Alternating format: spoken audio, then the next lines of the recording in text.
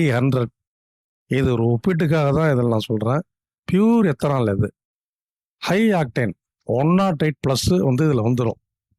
ஆனால் பெட்ரோலை விட லிட்டருக்கு 30% குறைவான ஆற்றல் தான் இதில் வெளிப்படும்.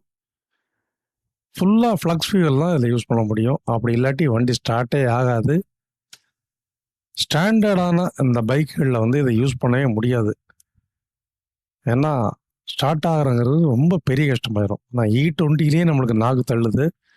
E100 நினச்சி கூட பார்க்க முடியாது. இதுக்கு எக்கச்சக்கமான ஹீட்டர்ஸ் அது சம்மந்தப்பட்டது எல்லாமே வச்சு ஆல்மோஸ்ட் பெட்ரோல் அளவுக்கு போகிறதுக்காக நிறைய அமைப்புகளை மாற்றுறாங்க. காரில் மட்டும்தான் இப்போதைக்கு இதை யூஸ் பண்ணுறாங்க. காரில் கூட அந்த ஃப்ளக்ஸ் ஃபியூவல் தான்.